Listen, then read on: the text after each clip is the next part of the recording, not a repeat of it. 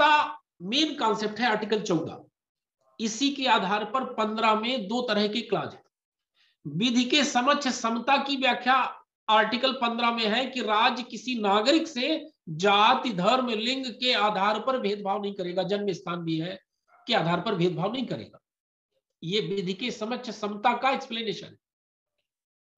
दूसरा, महिलाओं और बच्चों के लिए अलग से नियम बना सकता है, ऐसा कह रहा है आर्टिकल 15। तो यहां पे किसकी व्याख्या की गई? विधि के समान संरक्षण की। क्यों? क्योंकि महिलाओं की परिस्थितियां अलग है तो उनके लिए अलग कानून बनाया जा सकता है, बच्चों की परिस्थितियां अलग है इसलिए उनके लिए अलग कानून बनाया जा सकता है। तो दोनों विधि के समक्ष समता और विधि के समान संरक्षण दोनों के क्लाज शामिल है 15 में। 16 में आ जाइए।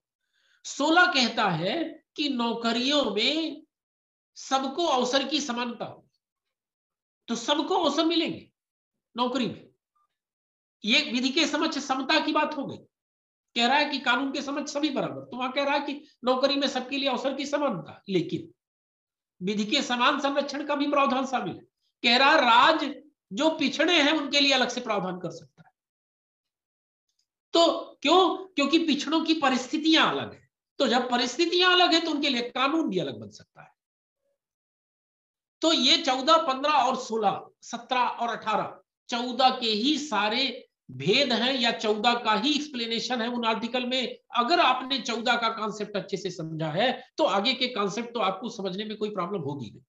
अब 14 में अब सुप्रीम कोर्ट ने अलग अलग केसों में अलग अलग जजमेंट दिए और उसी को लेके अभी सीएए का मुद्दा गरमाया हुआ है। तो केस ला जो लिखना चाहेंगे वो लिखते जाएंगे।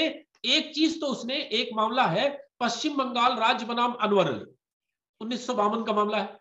पश्चिम बंगाल राज्य बनाम अनवर अली 1952 का मामला है, 1952 का।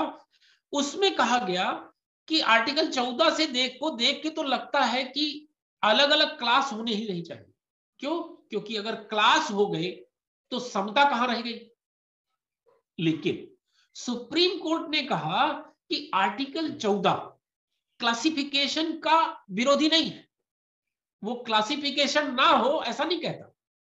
सुप्रीम कोर्ट का मानना है कि विधि का समान संरक्षण, जब तक आप क्लासिफिकेशन नहीं करोगे तो उनका संरक्षण कर ही नहीं सकते। अर्थात जिन लोगों को संरक्षित करना है, संरक्षण करना है, जैसे मैंने अभी आर्टिकल 15 में बताया महिलाएं, जैसे मैंने बताया बच्चे, जैसे मैंने बताया एससी, जैसे मैंने बताया एसटी, जैसे मैंने बताया ओबीसी। क्यों? क्योंकि इनको संरक्षण देना है। क्यों संरक्षण देना है? क्योंकि भेदभाव के कारण ये पिछड़े। तो अगर इन्हें संरक्षण देना है